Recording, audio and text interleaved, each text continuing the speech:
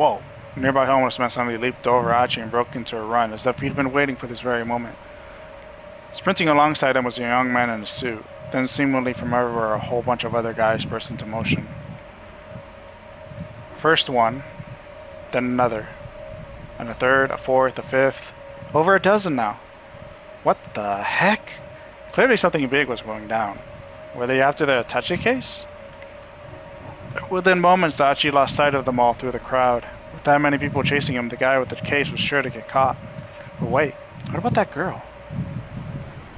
Achi turned back around. The girl was still there. She was staring in the direction that the man who had taken the case had gone, a worried expression on her face. Achi couldn't shake the feeling that something was very wrong. Maybe he should talk to her and ask what was going on. Another crazy day in Shibuya. They had to be shooting a scene for a film on location. It would probably be a mistake to intrude. Oh man, I can't really blame him for that, but this one. Achi couldn't shake the feeling that something was very wrong. Maybe he should talk to her and ask what was going on. Just as he was making up his mind, a middle-aged man in a ratty business suit shuffled awkwardly over to her first.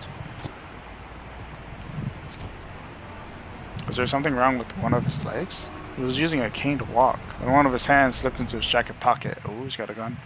Achi could scarcely believe his eyes.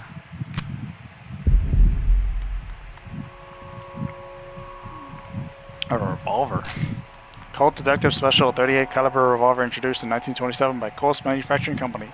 A classic example of a snub-nosed revolver, as the name implies, the weapon is frequently carried by detectives, narcotics officers, and the like for self-defense.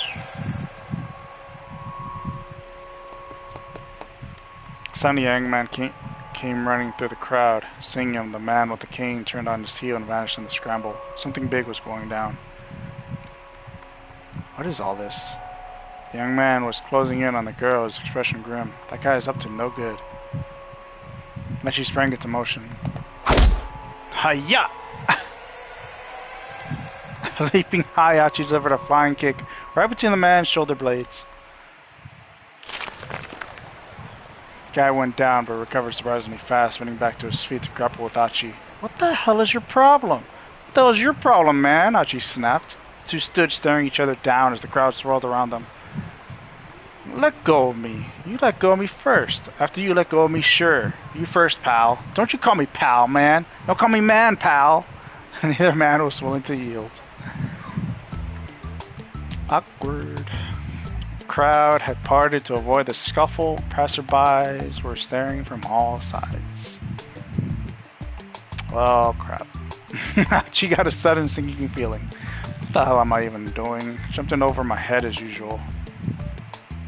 His anger melted away, he loosened his grip. Without further argument, the other man let go of Achi's jacket.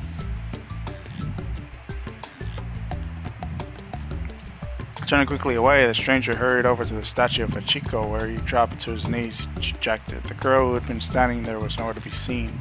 Maybe this was the guy she'd been waiting on. The guy was clearly upset that she was missing. Achi actually felt kind of bad for him. He decided it would be wise to leave while the guy's attention was elsewhere. Whew. He hurried back along the road to his house. The wind had gone out of his sails, and he didn't feel much like cleaning up trash anymore. Oh well, guess I'll read some manga and go to bed. Better play it safe before the day got any worse.